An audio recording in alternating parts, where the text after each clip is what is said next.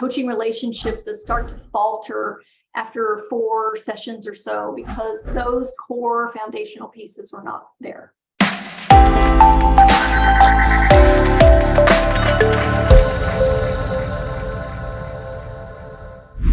Today, I'm excited to be joined by Master Certified Executive Coach Teresa Pool, and we are lucky to have her as an executive coach with Stewart Leadership as well. So welcome, Teresa. Thank you. I'm also excited to be here. One of my favorite things to do is talk about coaching. Okay, now on to today's topic, the secrets of great coaching. All right, Teresa, what is it about coaching that gets so much attention these days? It seems to be a constant topic and an important one. What can coaching do that's so powerful for us? Well, I think first need to recognize this has been a low and slow groundswell that is really picking up speed in the last 10 years, since 1995. And I think it's all due to the fact that coaching works. You know, many modalities come and go, but coaching has proven itself to have a really strong return on investment for individuals and companies. So I think that's what keeps it going and keeps it rolling. Let me put up a slide here and we can speak to this.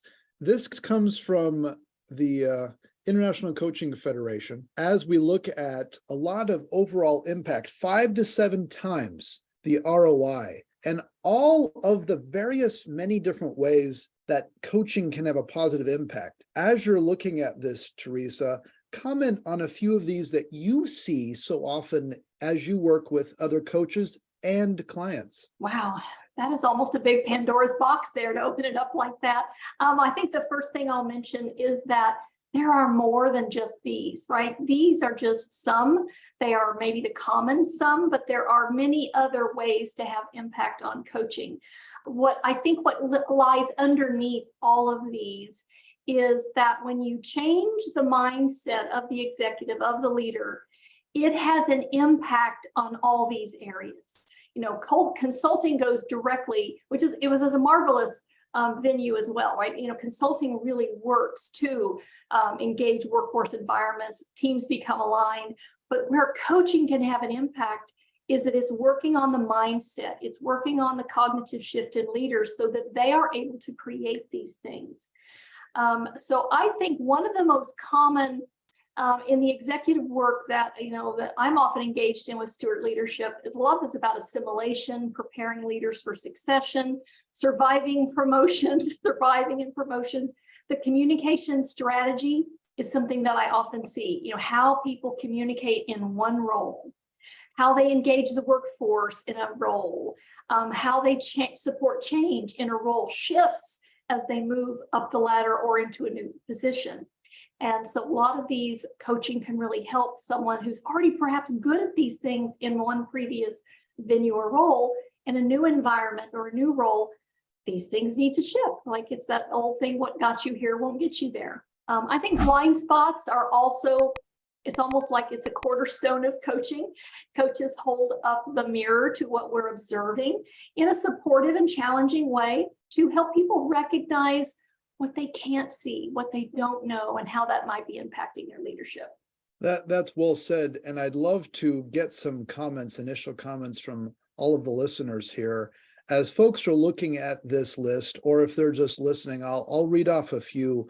I'd love to hear or have everybody on the call here, one statement that they write in terms of an impact that either they've experienced or would want to experience from coaching. Write in just that one statement in the Q&A feature here as you then think about what is an impact. Could it be in identifying a blind spot? Or could it be in a communication strategy or influencing approach, or maybe to build a common culture? Could it be to align your team in different ways, or to understand the political nature, to improve performance, to engage your workforce? So many different aspects of coaching, and would love to hear from each of you out there as you're thinking about maybe you've been in a coaching situation or you're about to go into one. What is it that you would want to experience? And as we're beginning to see this, Teresa, what would you say one of the top one or two things you often hear that people want out of coaching? Wow, it's so unique to every individual. I'm trying to think of what are those common themes. I think they want to be a better leader, but they're not quite sure what that means or what it needs to look like. I think that's the big part of it, is they want to be better, but better is such a nebulous term that they're not really clear on what is the path to better. What do I really need in order to be better? And I think we're starting to see that in some of the comments that are, coming up. For some people it's blind spots. For some it's about being more consistent. For some it's about influencing, political savvy. Look how different all those responses are, right? And I think that's what we see in coaching, that there's no one common thread that we focus on. And that's what makes coaching such a unique field, is that every person brings different needs, different context, different culture, different everything to the table. And that requires the coach to be a bit of a chameleon to adapt to whatever the clients are needing in that space. I don't know if that really answers your question, Daniel, in the where you were going with this, but it's hard to find that single common theme, other than I know I need to change and I'm not sure exactly where or how, or maybe I know where but don't know how. Yeah, that's well put. And what also is coming out from your comments, and so many of the comments that are being listed here as well, is that this is such a personal, individual development approach. And so often in any sort of development solution idea, the more personalized it is to the individual, the more connected with them, it then can increase that likelihood of success even more. I love this comment that Patrick's made. My favorite coaching statement is, a leopard can't change its stripes. Very priceless. Yeah. So cool. So it definitely is something about, there is a need, a desire to be able to then grow and develop. And we'll touch upon this because that is such a fundamental success factor, frankly, to be able to ensuring coaching can be successful and to achieve many of these potential impacts, for sure. I think that's why we spend so much time early in the engagement getting real clarity on what the client wants to work on, getting it from that nebulous, I want to be better space, I want to change something space, into more specifics. And those specifics might morph and change throughout the program, but having that clear compass point that we're moving towards is so incredibly important. And again, as you said, unique to each client. Yeah, I'm going to stop sharing for a moment. I want us to talk for a moment around these roles, the roles that exist within the coaching situation. It's all about people, yes, developing people. So we have a coach, it could be internal, external. We have a coachee, and then we have an organization, stakeholders, HR, the person's boss, something else. Talk to me, Teresa, in terms of what are the roles of these different, responsibilities, functions of these different roles here to make sure that coaching is successful? Well, that is a really critical point too, because without getting role clarity amongst all those people in the very beginning, coaching can go south pretty quick. Right? Because coaching needs to be a true relationship between the coach and the client. There needs to be a significant level of confidentiality to create a safe and fertile place, a productive place to make the change happen. So one of the things that I think is important is that if we look, I'll just kind of walk through the roles, right? So the role for the client is really the client does the work. And we want the client from the beginning to recognize that this is not a consulting, mentoring, or training, which they might already be used to. Many people that haven't had coaching before, they have expectations. And so part of the coach's role in the beginning is to get real clarity on what is the client's responsibility here, because change, isn't very effective from the outside. And so when the client starts to own and have full accountability for that, knowing that they are responsible for what they're working on, doing the work in between sessions, coming prepared to the sessions, then that gets everything off to a strong footing. The coach's role is really about being an expert in the coaching toolkit, right? This toolkit is defined by the International Coaching Federation. We have very specific competencies that we follow. And so My expertise is in those things, which means I don't have to be an expert in your industry, your job, your role, your level. I am an expert in those tools, and those tools can be applied across all those things. And so the person then begins to understand that my job is to kind of ask some hard and challenging yet supportive questions, to make observations about maybe some things I'm noticing, like those blind spots we talked about earlier. And to providing the client with that safe space to really start exploring. So there's some challenge and support that come together as part of what I'm creating in that space. My job to create that fertile space. The stakeholders all have different roles too.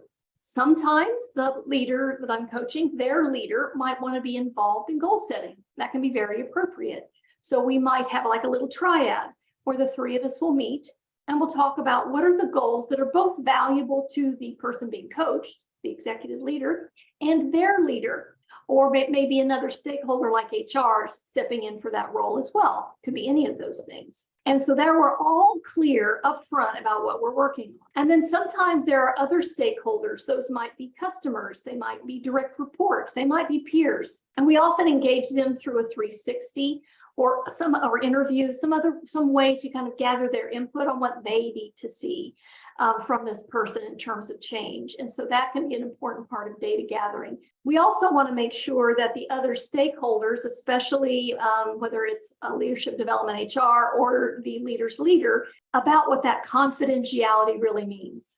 There aren't going to be detailed reports about what we worked on from the coach. If you need those, the best person to get that from is the person being coached, so that that safe and confidential space is maintained.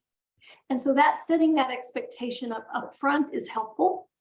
And then finally, I'll say that if there is a lot of engagement from the leader's leader, for them to provide feedback along the way as well.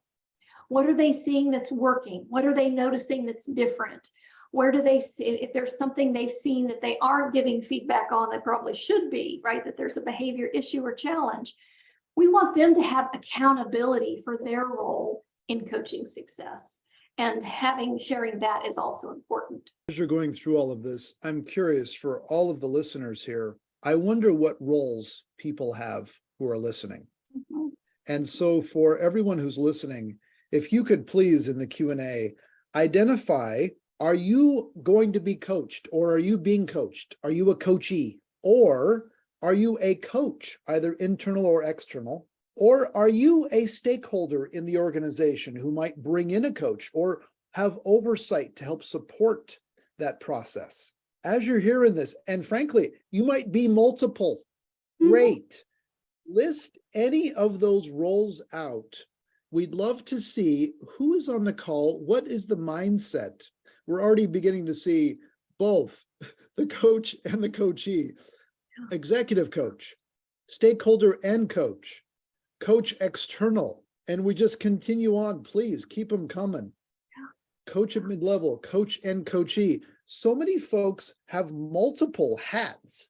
And so, Teresa, talk about then being clear on what your role is, because sometimes you might actually have different hats depending upon the situation. Make sure I understand the question. So is this for my role wearing a coach's hat and how my hat changes, or are we talking about these other stakeholders and how their hats may change? I guess the real point is, how do we help ourselves be clear about the roles, especially when we may have different situations where we might be different roles in them, and we need to be clear to how we switch and how we show up.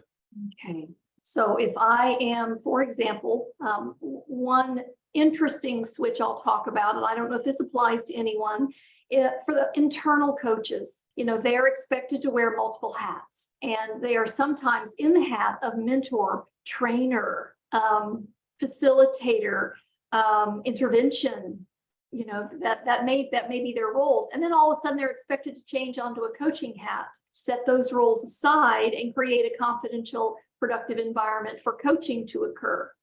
And so that is one of the more challenging multiple hat roles to wear, is that of the internal coach, because they are expected to do all these roles in a very different way. They also have an expectation of reporting that is often different. The external coach can say, as an external coach, I don't provide reporting because that breaks the bounds of confidentiality and breaks trust and keeps us from having a really fertile space. But the internal coach, because they're owned by the organization, they set those expectations. That's much harder to push back on. So that's probably one that I would say is the most.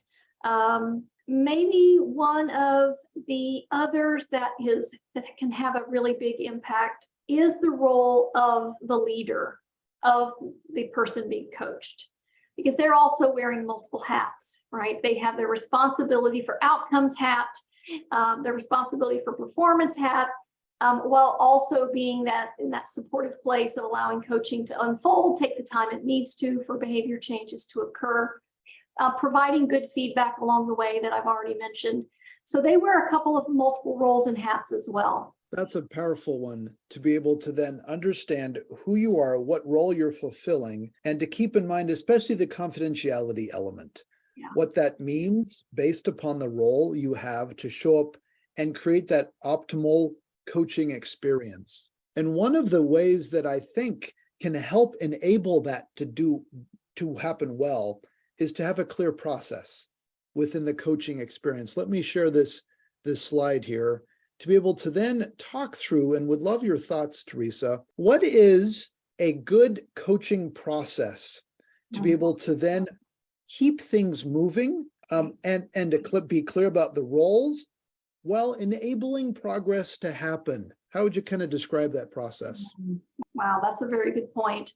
There is a process, and it is also the coach's role to manage the process without it feeling too much like a forced process, right? And adapting the process to the client, to the organization, and what they need. So there's some flexibility within the process that fits what the needs of the individual and the organization.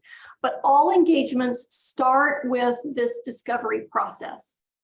Sometimes, depending on the organization, the executive is given free rein. Here's your coach. Maybe it's a reward, or you're new to role. Just do what you're with your coach, and the stakeholders aren't even involved. Sometimes that's the case, but many of the times, this discovery phase is going to involve goal setting that includes some or all of the stakeholders, and getting really clear, as I had mentioned before, about what is the target that we're going after. Notice that word expectation setting, right? This is where we set the expectations for confidentiality, roles, all those things. So everyone in play understands what role they play in making for successful coaching. And so that is the beginning of the discovery phase.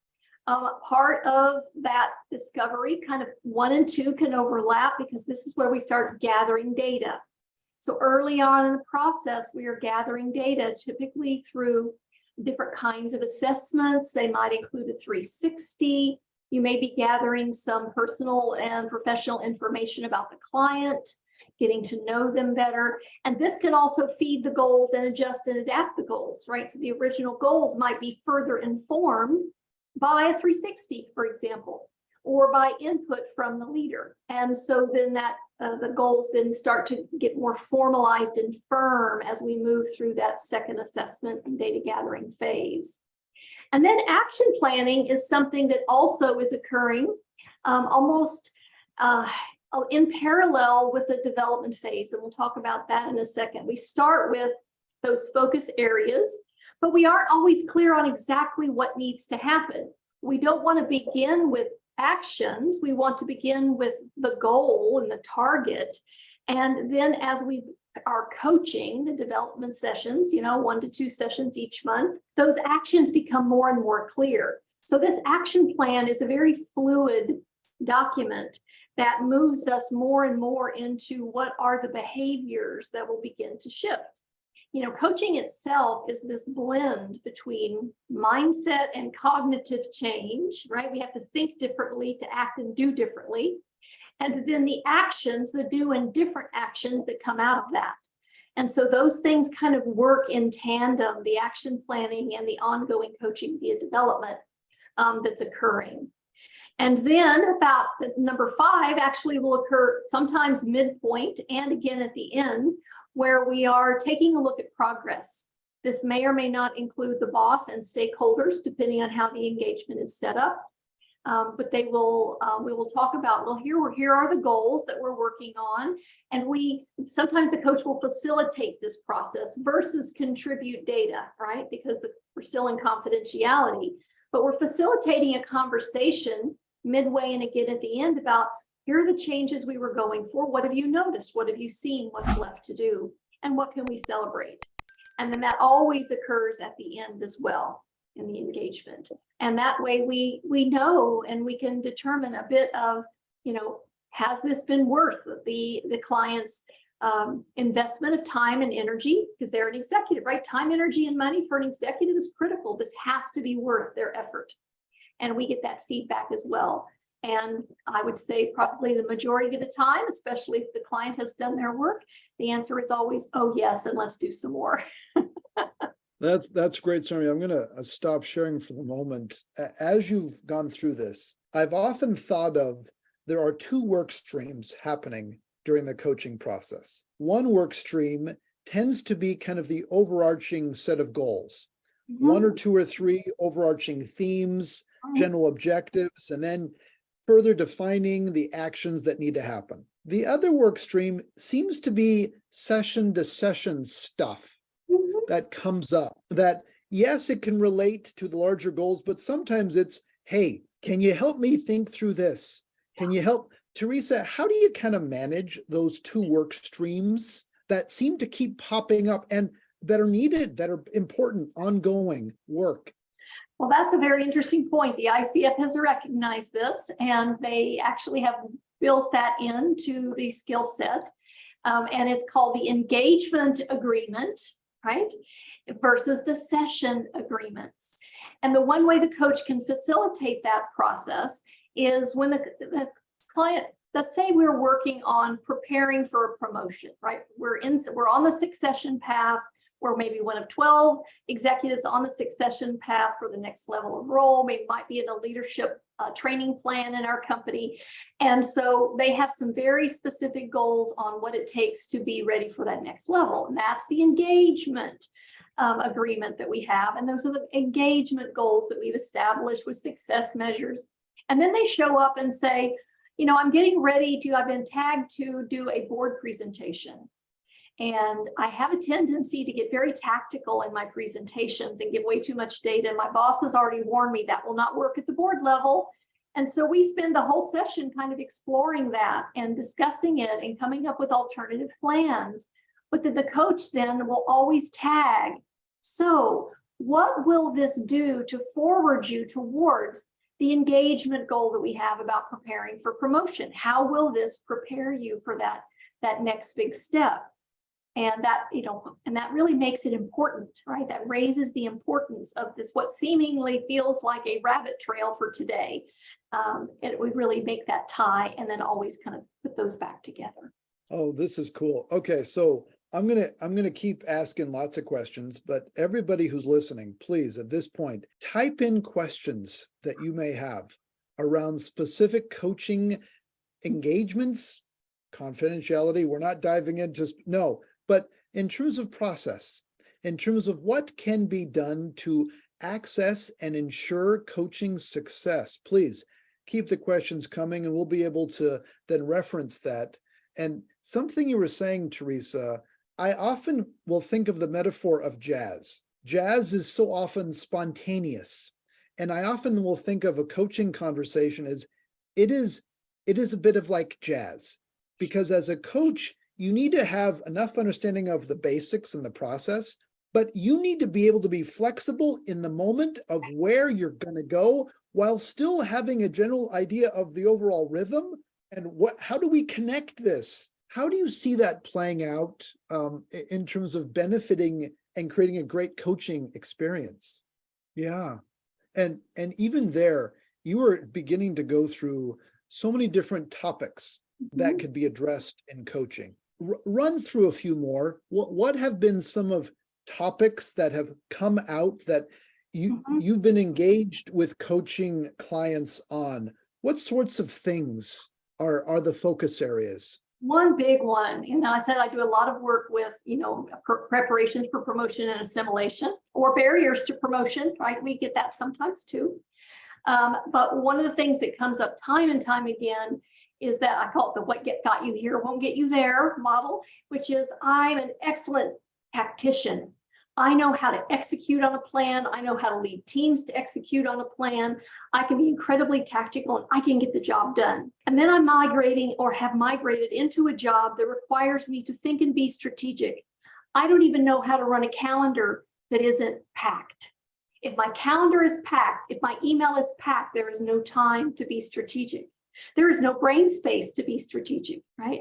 And so if I am working all the time and I am running on empty, then that keeps me from being the powerful, strategic, compelling leader who knows how to influence people versus direct people, right? Because certain levels move from the power is in being able to direct because you have direct control to being able to influence because you don't control anybody. You don't control your peers. You don't control external vendors. You don't control your boss, your boss's peers. And so all of those things require you to have this whole new mindset around tactical to strategic leap and shift. That's a big one. I get that one a lot. And they're and if you think about, for example, a CFO role, there are tactical CFOs and there are strategic CFOs. And those are both very different roles. And sometimes one has to move into the other in order to grow their career. And yet that is a shock to them, right? To be able to move from point A to point B, or they don't know how. They want to do it, but don't know how. Right. That's one. So everything from leadership development to career development to transition and onboarding, executive presence, strategic thinking. Yes, yes, yes, yes. Any of these elements to really help somebody embrace what they need to do now, as well as in the future to be successful. There's several great questions coming in. Here's one that I hear a lot, and I'm guessing you do as well. How do you monitor performance to determine if the coaching was successful? Especially because this confidentiality element, which is so powerful, yes, and yet there's inevitably a need, the HR person or the boss or the CEO saying, how do I know this is being successful? What are some good ways of addressing that? Well, I think the first answer is I can't, right? I can't. I open a little window twice a month and we have an amazing conversation with a lot of challenge and a lot of homework and all these things that go on. I cannot determine if they're taking that out into the workplace and changing. This is why in the very beginning, when we are setting expectations, that the stakeholders are also part of the observing team. And the leader also, we've helped them get a lot of clarity about how will you know you've changed? And we tap into that right through. So the only way I know is I get feedback from the leader, which can only go so far. And perhaps then we get feedback midpoint and endpoint from the others. That's what's so hard for organizations. Coaching is like throwing money into a black hole. But and they don't know where I need to know how my money's being spent. And so we cover that up front to go, this is behavioral. Here are the behaviors we're looking to change. Here's how you can observe those. And we're expecting you to give feedback. And we're expecting your leader to give feedback. A 360 at the beginning and end, like framing a 360 will also deliver how is the performance being monitored. Are things, so the one way that I determine if the coaching engagement has the capability of success, and that is different. And that is the person is showing up engaged every time. They have learned about the third or fourth session, how I can make this work. I can bring this to the table and that to the table. They craft field work that is truly challenging for themselves along those lines. And they bring back having either completed it or having issues with it, but they learn from what happened. And so they're really engaged in the process and you can hear it.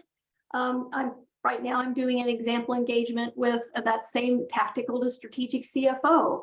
The types of things, and we're now on our second 6-month engagement, and the types of things that are showing up at the coaching table from the second 6 months is very different because he was still leaning into those tactical things. And now we're talking about acquisitions. We're talking about 3-year strategic plans. His whole mindset, you can tell, has shifted. So that is one way.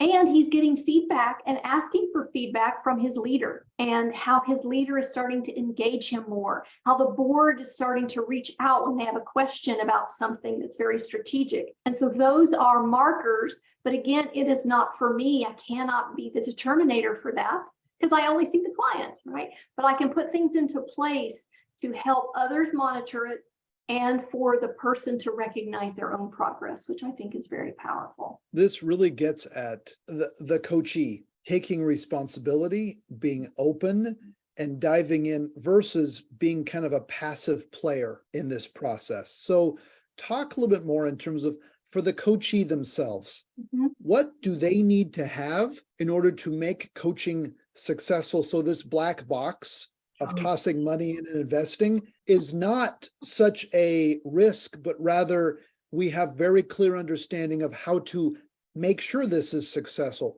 What does the coachee need to do? So I think the coachee, and this is something that I always, in that very step one in the discovery phase, we always do, is make sure coaching is not coerced. Forced coaching is a big waste of money. I've learned this the hard way. I used to do recovery coaching, in the executives that had, horrible damaging behaviors that caused them to go to, HR and get write-ups and court dates and things like that, right? It just doesn't work very well. It's not it can work, but the efficacy is really low, like less than 40%. So one thing we can do to even begin that is pick the right people, the people that want this, the people that are motivated to change, the people that have some clear ideas of how they'd like to apply coaching, or the fact that they really would want some change in their leadership. They recognize that up front. So some of that early awareness and desire to change. I love the ones that are lifelong learners. They may not even know what they want to coach on, but they're excited to try something new, right? Those are wonderful clients to have. So just that initial setup can help us in the early days set this thing up for success. I think that's part of it.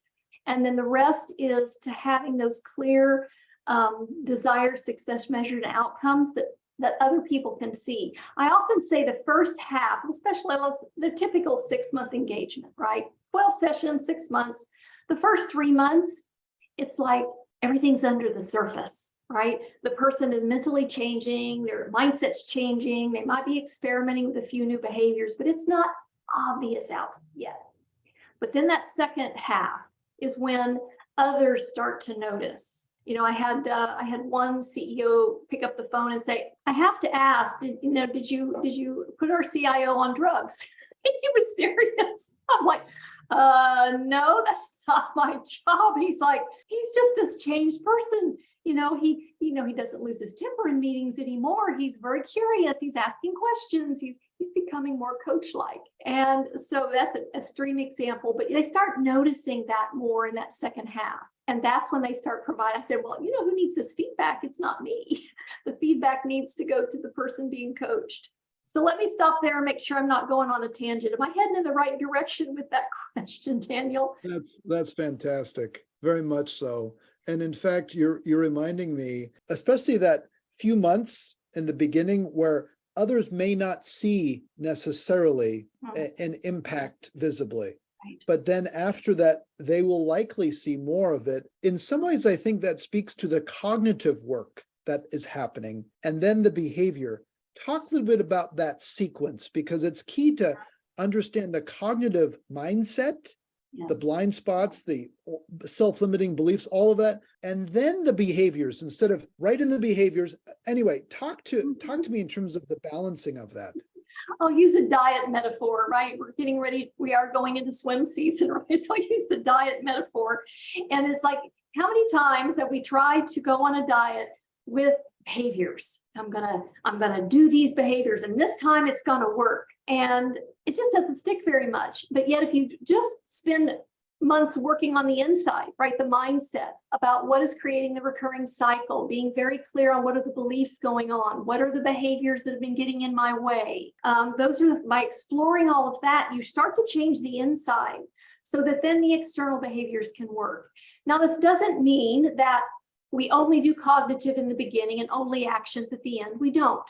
right? They're blended together, but more work is being done by the client on the inside, typically in this very beginning. And then they use these action experiments to put that into practice on the outside. But it doesn't, and then so through those experimentations of new behaviors, they start a feedback loop. And that feedback loop changes the way our brain literally is structured. It adds neurology, it changes neurology.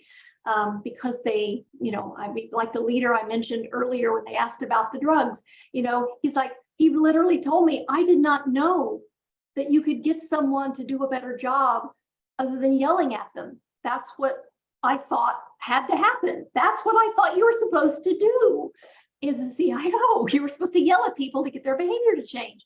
It was a totally new experience for him. So he tried it. He's like, it really worked, Yeah, and nobody called HR afterwards either. And so, those are some examples of the early experimentation. Then that last half, you've got this more, and I'm not saying it's still set in wet cement in the second half, but they're starting to, it becomes natural, right? It becomes the natural behavior. If you learn a new sport, and in the beginning, pickleball feels really strange, and then after a while, it's some of the things are becoming more natural, and that's what happens in that second half of the engagement. So, I love it. I love it. So well put. As I'm looking at some of these questions, we'll try to get to as many as we can. There's a question that's been asked, Teresa, around managing multiple coaches within an organization to be able to ensure that there is a level of consistency and that the coachees are not getting mixed messages in some way. And I hear this, and part of it is balancing the consistency while still offering the individual coaching. Yeah, the flexibility. Talk to me in terms of that balancing act, especially with multiple coaches in an organization. Can you bring up our slide again that has the 5-step process? And I'll refer to Yes, of course. Because that's where you'll see where the distinction becomes between consistency and flexibility. So the discovery phase can be very consistent. The process by which different coaches work in an organization and how they go about, maybe it's 3-way discovery. Everyone is going to do the 3-way discovery. There may be certain ways that we document goals on a consistent form or format, a consistent approach with doing that. So the discovery phase will have very specific and consistent approach, and it should, because that's what people are expecting. The assessment phase. Now, sometimes different people need different types of assessments, but the pool of assessments should be small and common, because what we don't want is someone to go, wow, I took this assessment, it was really cool. Oh, I didn't get one of those, right? And so there's those conversations about, these are the different assessments we have. In your situation, I'm recommending this, so that they understand why they might be different from someone else, or we just use the same one for everybody. That can be done too. That's just what we do. Action planning is the same kind of thing, where we might use consistent forms and formats, but because it's kind of woven into the development phase, that development phase is where flexibility really starts showing up. What does this client need? What are they bringing to the table? What are their challenges? What are their strengths, their beliefs, their mindsets? That's where it's going to be unique. But the frequency of sessions can be consistent, right? We can make, okay, everyone's going to get 2 a month, for example. The sessions are all 50 minutes, for example. They're all going to be on Zoom, for example. Those kind of aspects can be kept very consistent. And then the final results piece kind of is that bookend with the discovery piece. It can also be consistent in the way we approach that. That's great. So really it's the process elements, key process elements that can have it consistent while still honoring the flexibility and confidentiality within each space. There's another question here, and I don't know if I understand it exactly, so I'm going to take a stab at it here, which really gets at the internal voice and the external voice. I know exactly what that question is. Please, yes, share. Patrick, I have a lot of students in the executive coaching training program that struggle with this inside voice, the internal coach, with the external voice, the internal external coach consultant. And what happens is we're rewarded as an identity of our role with how much expertise we can bring to the table, right? And so it is an identity shift as a coach to go from I am measuring my ability, capability, my success as a coach, consultant, I call them, which is a very valuable role. Nothing wrong with it, right? There's nothing wrong with wearing both hats, depending on the organization and the client. I never want to judge that. But if your goal is to be truly just a pure coach in certain scenarios, then it's that identity that says, I'm good because, or maybe I'm driven to help. Maybe I have a really strong need to help, and I don't like to see people struggle. And yet it's the struggle of the process that creates change, like helping the butterfly out of their cocoon, and then they never fly because they didn't have to struggle to get out of their cocoon. So it's about taking a look at why, thinking of your own internal why, that internal voice, that inside voice that's telling me this is how I am successful, and taking a look at that and going, how can I shift that to being successful based upon what are good coaching skills versus my clients' outcomes? Because when we get attached to our clients' outcomes versus measuring our success by our skills, then that attachment causes us to put on a different hat. So I would love to know, Patrick, because it's a short question and I want to make sure, because yes, it's all of those things. I would love to make sure we've answered that in a way that is working for you. If there's something, an add-on to that would be helpful. Please, that's great. And as Patrick or others are offering additional questions, we have a few more minutes here. And frankly, I want to ask you, Teresa. So here's maybe a simple but a challenging question. What's the number one thing? What's the number one thing that will help ensure a successful coaching experience? What would you say to that question? That's like saying, what is the one thing that makes a partnership or a marriage work? Is there one thing? I'm not sure there can be one thing. However, I will say what will prevent it from working. How about that? A barrier that can get in the way. And that is, and this is why I think it's so important that everyone interview at least 2 or 3 coaches, because the relationship, the connection, the rapport, if that is not there, or confidentiality is not there to contain that, we call it the coaching container. If that container isn't strong, that there is a good rapport, that the coach and client have the ability to challenge each other, to have hard conversations. If that is not there, then the engagement cannot be successful. So I'm looking at it from a glass half full perspective versus our glass half empty perspective instead. Right. Yeah. In other words, what I'm hearing from you, and I'm seeing some comments here that reinforce it, is that connection, that trust between the coach and the coachee. And do I even go so far as to say this level of learning and openness? You got to want it. Yes. You got to want to be able to then challenge yourself to be able to learn and progress and acknowledge and shape differently. Is that a way of kind of putting it as well? It is. And that's why that discovery phase and the expectation and roles discussion is so incredibly important. Because if that is not done, I see over and over coaching relationships that start to falter after 4 sessions or so, because those core foundational pieces were not there. And that's why powerful. Internal coaching is so tough. They don't always have the flexibility to have and create that safe container because of the expectations of the internal coach. Yeah, love it. We want to honor and give people a few minutes as they're going between meeting to meeting, as always, to encourage some good wellness practices.